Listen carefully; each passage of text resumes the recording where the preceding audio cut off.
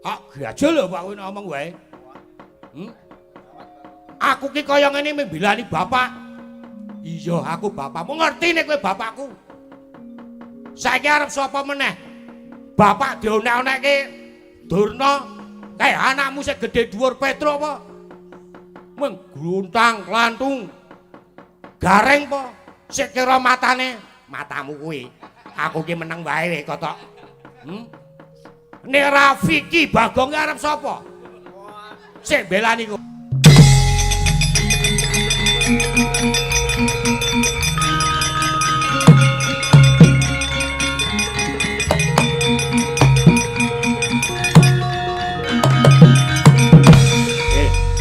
Gong. Kowe ngopo le kok maju le? Bagong. Sing sabar, Gong. Aja ninggal tata krama. Kowe arep ngopo maju le? Aku ya arep maju nang kene kok. Ora arep ngopo-ngopo. Lah ngopo? Kowe do gelan-gelani senengane. Aku ki arep nesu. Mula aja gelan-gelani. Oh iya. Ya wis nesu, gek nesu. Sik, aku tak salin sik. Salin apa, Gong? Ayo sik to sawangen. Nyoba ketrimaning urip.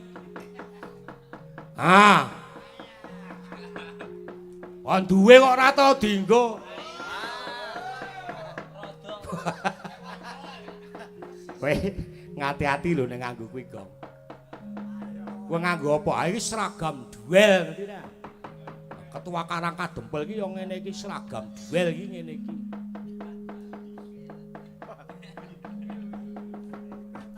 Iki anggepe kowe ora ngerti apa piye? Aku ki saiki dadi RT anyar bar dilantik iki mau. Wah, RT apa? Gong. Kuwi wah gek training kapan to Gong kok ni Semrawing. Wah, wis ketok ya mlebu sik. Apa ya, Truk? Iki jeroane dienggo lha ketok merawang. Iki gundal gandul iki anggepe kaya tak nganggo iki wis jikoke nang jemburan ku, Truk. Karang aku mendhe siji ndelale pas teles e. Wis ra ketok to, Truk? Ora, wis kekono. Nuwun pasang kaliman kabeh ila duni dumawahing tawang tuwang penemban. Mbah. Paripaksa aku kudu maju. Loh. Iki Bagong. Ayo Bagong kok ngene kok Baladewa. Kowe arep apa Bagong? Apa kowe arep belani bapakmu? Kowe ra nrimake bapakmu. Kowe ra nrimake yen tok Karang Kadempel bakal tak obong. Sik, Mbah. Sabar alon-alon. Mbok nek dadi wong tuwa kuwi nek ngomong cangkeme ditata. Timbang mengko ning dalan kowe ditapuki wong akeh. Lho. Lah kuwi sakarepku. Saiki karepmu arep apa? Sik, Mbah, aku tak omong ya. Nyuwun sewu. Sampeyan teko ana ing Karang Kadempel kene sepisan. Omonganmu ki wis legit. Omonganmu wis nang kuping dirungokke ra kepenak. Semar kere ya ben, Mbah.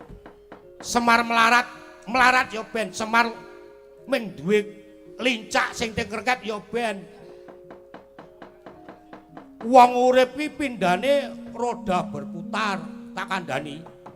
Kadang nang isor, kadang nang dhuwur. Saiki sugih, sesuk iso kere.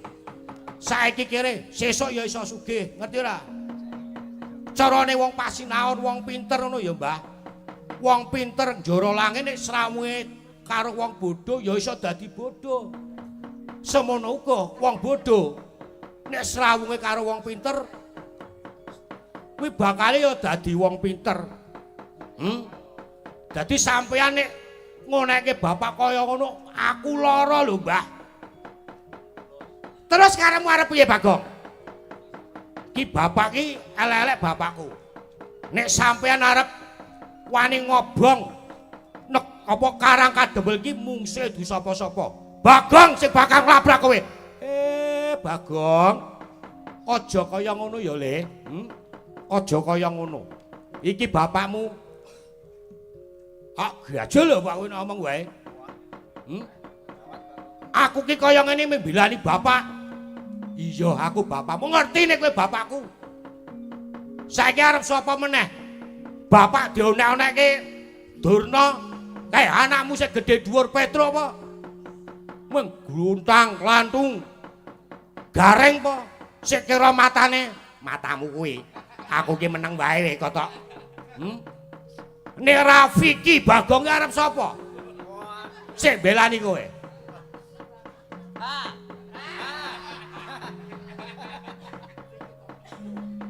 Durna, lho, ora basa kowe karo aku. Aku ora basa ora kuwalat tuwa Bagong timbang Durna. Kowe nguneke bapak melat ditampa, tak trima. Kowe ngeling ana jaman semono ya Dur. Kowe kuwi jaman nom-nomamu gendong Swatama. Kowe ki ora dikukup sinuwun ing Ngastina kowe bakal ngamen terus ning prapatan. Banjur kowe dikukup saiki wah gembelo kowe. Kowe iso nyandang sarwa emas, kowe nganggo sepatu Neckerman karo Carville. Kelambimu tok tretes nggo prada emas. Kuwi kowe iki nganggo duwite negara, kowe nilep dite rakyat, ngono apa ora? Ning nadyan bapak kere kaya ngene. Ning bapak ki mulya, bapak ki waras.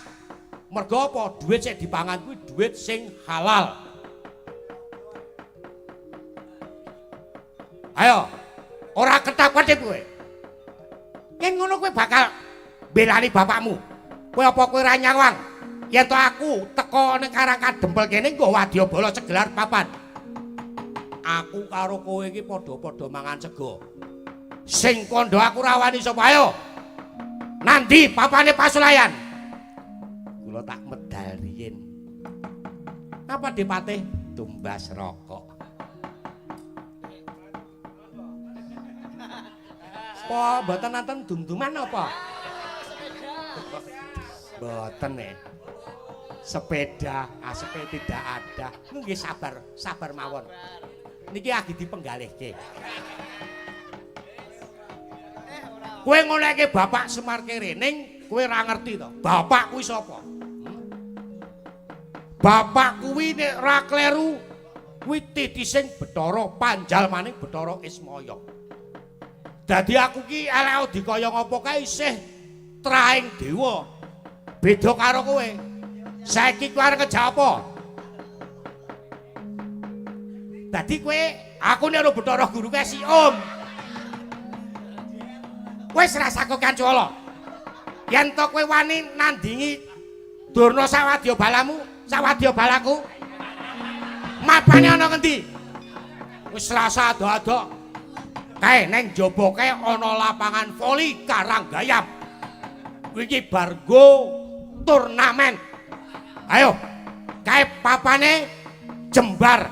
Kowe apa aku sing mati? Tanteni coba semet dasmu kowe.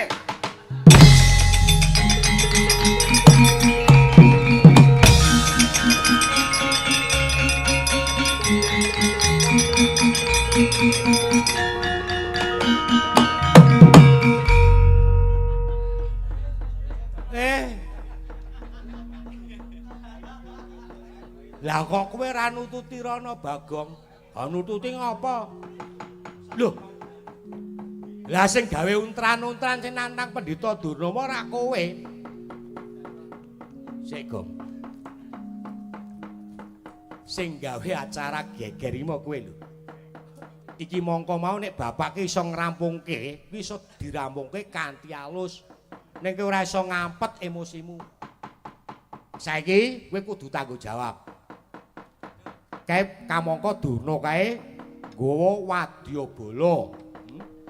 Engko yen ana apa-apa ning jaba, para kawula digawe geger sing tanggung jawab sapa? Ha sing tanggung jawab ya ben sing nang jaba. Sik to, Gong. Iki ora aja waton wangsulan to. Saiki ngetoke kaprawiranmu kowe saiki metu njaba. Tok adepi para Kurawa. Diadepi piye, Truk? Lah ya tak adepi, kowe kudu iso tanggung jawab kudurke para Kurawa. Ha nek aku wani, ha nek ora lah gene ora wani lah kok mau omong. Ha ndek cangkeme ora oleh omong. Wah jan angel. Kowe iki mongko engko nek dilale para Kurawa ki ngobong karang kadempel kuwi sing rekoso ki para kawula gong sak tanggung jawab sapa? Wis to, Truk. Aku ki ngene wis tak petung, Truk. Dadi kowe rasa semelang, aku duwe cara, aku duwe ide. Idemu apa? Kok kowe ora ketemu apa mau? Ora ketemu sapa? Ndara Setyaki mau ora melu sowan rene to. Melu rawuh ana ning Ndara Setyaki ora mlebu. Mergo tak cegat mau tak jak ngopi ning jaba. Lah terus karepmu? Ayo engko matur Ndara Setyaki, dasare Ndara Setyaki iki nek karo Begawan Duna ora sengite kepati-pati. Heeh. Terus karepmu ayo engko aku sing gawe skenario. Engko gampang pokoke. Lah saiki Ndara Setyaki tak undange metu, tak undange mlebu rene ndek kok metu. Tak undange mlebu. Tak aturne, ning kowe tetep meneng wae lho, Tru. Kowe pokoke manut skenarioku. Ya, wis.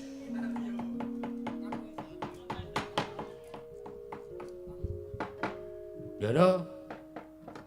Lah, rak malah sare to. Ndara Setyaki. Ono apa? Ditimbali kiyayine ke mlebet. Ono apa? Wis to, mengko niki wau iki karang kadempel kerawuhan kedayoan. Dayohe sapa? Begawan Durna. Kalih Sengkuni. Karepe apa? Ya karepe iki ajeng boyong Semar. Wis wae, sebaku jenengan tindak mriko riyen. Yo.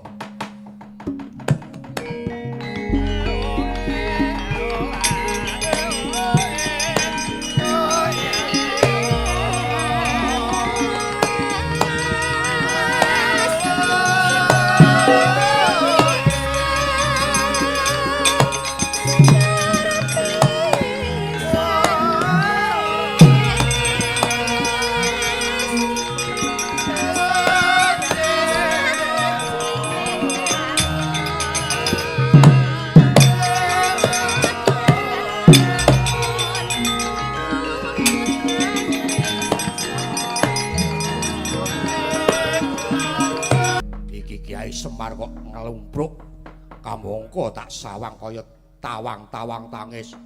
Kula caosi pirsa nggih. Piye?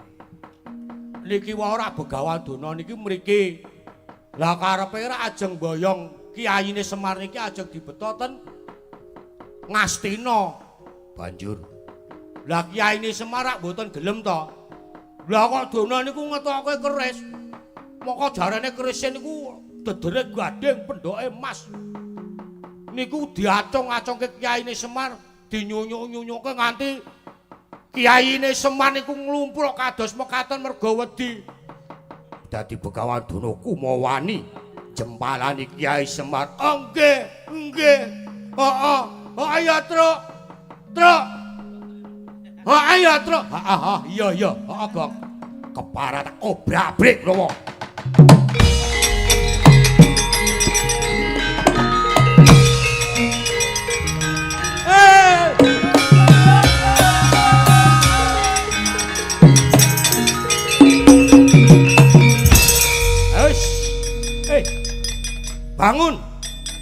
Bangun. Ayo tunggu kene. Kurang ajar. Wong tuwa kok diajak sandiwara. Gek mripatku tak keceri brambang nganti metu luwe. Ayo nek ora cara ngene iki ora sukses ning ngobong Ndara Setyaki. Wis. Kamangka bapake wah jijiki Gong. Kudune sik metu ki eluh kok sik metu blobok. Kurang ajar kowe. Mesake. Wis to, sukses to, Truk. Sukses to, Pak. Jan anakku tenan. Ning yo ngene yo, Gong. Gareng kowe lan kowe Petruk. Aja tok tegake Ndaramu Setyaki kae. Mengko nek ana apa-apa ndak malah kowe dicucuk karo para warga yen to anake Semar iso melu nyambut gawe. Ya, karepe bapak pripun metu njaba ngewangi Ndara Mustiaki. Aku tak nemoni bendara-bendaramu carane ratu ki aku arep kondur kedaton. Gareng, senadyan kowe iki kecincak-cincik nemu mlaku, nek yen ana apa-apa mengko aja nganti karendon gawe ya Bagong. Nggih, Bapak. Yen to mekaten ingkang putra pun nalawi gareng medal pasilan nyuwun tambahing pangestu. Ya aja kaya bocah cilik. Aku ndak malah ngerang mengko penggalihku, Bagong.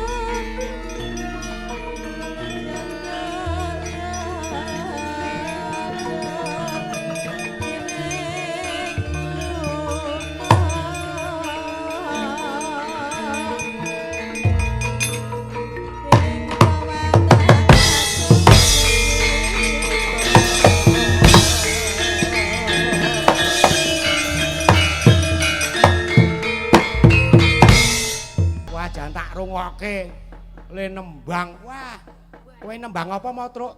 Lelagon campursari. Aku ris-irisan telo. Kowe apa, Gong? Buta-buta galak aku. Oh. Bokonge plera. Wis rasah. Kowe ora apik, cakepan kok diganti-ganti.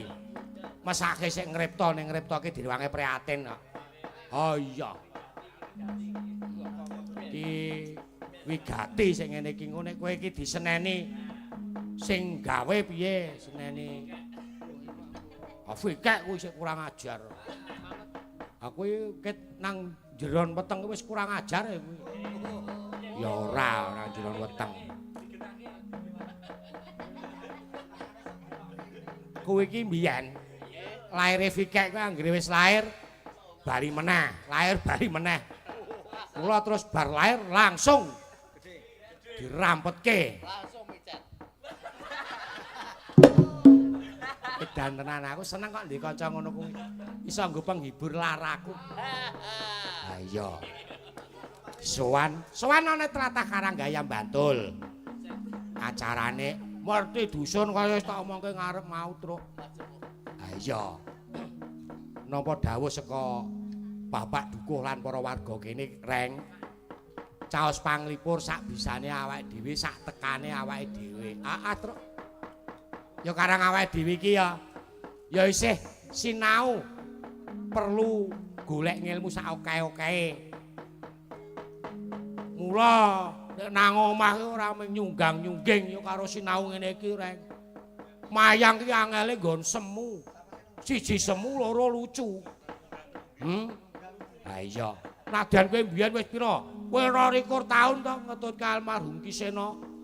Ning nyatane ngilmune apa sing iso tok serep? Sing iso tok jikuk ilmune apa? Nyatane kowe ngene iki ya ledeng.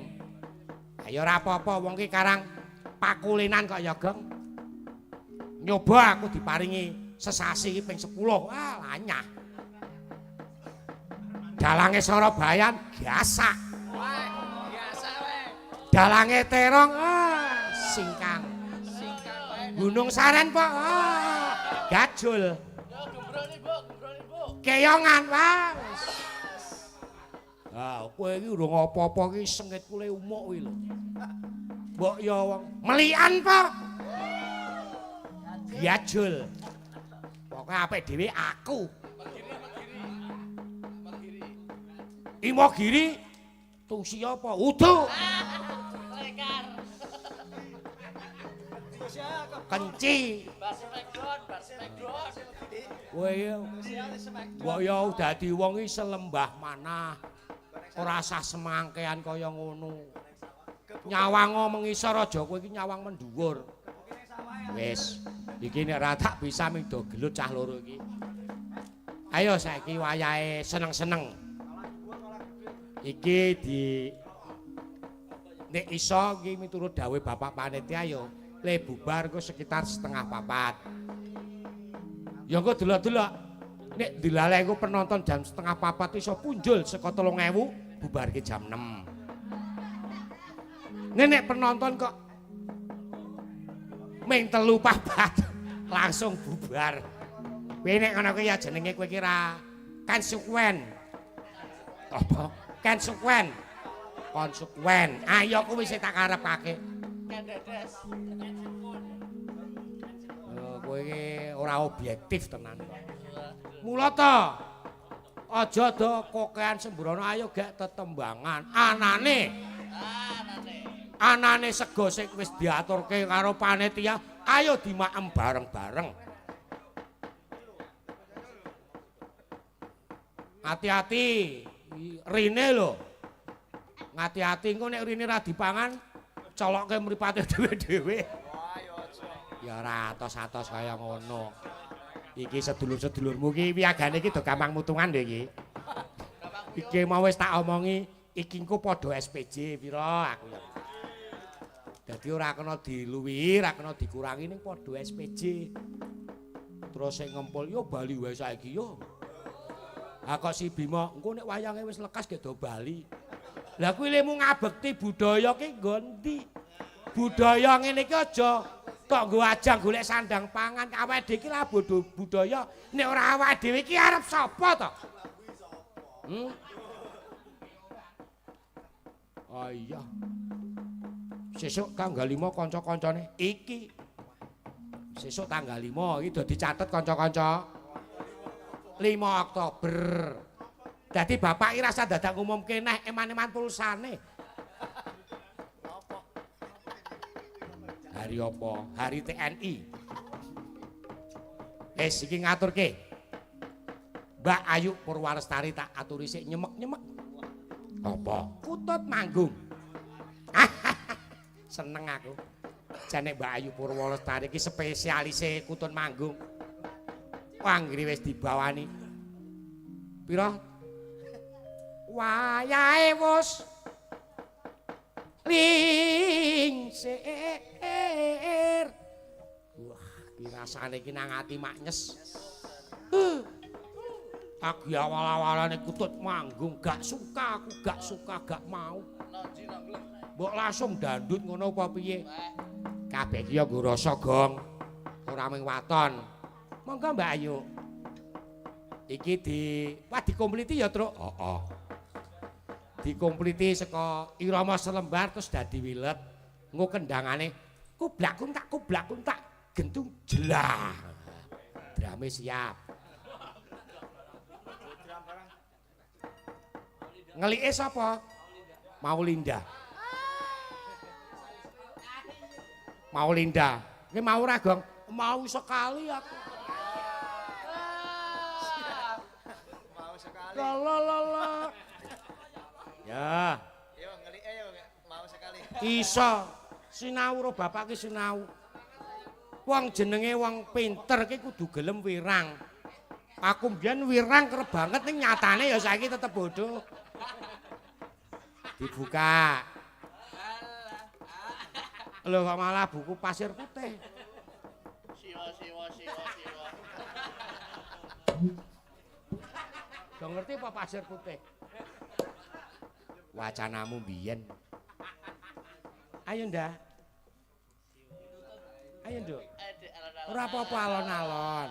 Vicky omong gue tak sikut gue.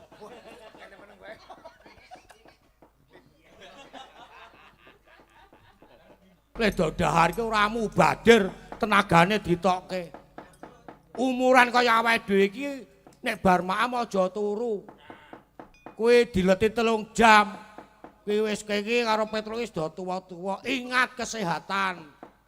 Oh, bengi-bengi aja mangan. Nek langsung turu kuwi engko dadi asam lambung, kolesterol. Ngati-ati. Saiki awake dhewe iki dijajah karo penyakit. Penyakit apa? Penyakit iki biyen ana kok. Pindah pelek bemas. Saiki ayo. Saiki anane wis ora ana apa-apa. Iki kae ndara-ndara kae anak-anak Pandhawa kae. Ndara Antasena, ndara Abimanyu, ndara Gatotkaca, ndara Antarja, ndara Citraksa, ndara Citraksa ki wong Kurawa kok. Oh iya ning kae wis Dorawa ning Karangkadepel. Iki jan lambe apa to iki?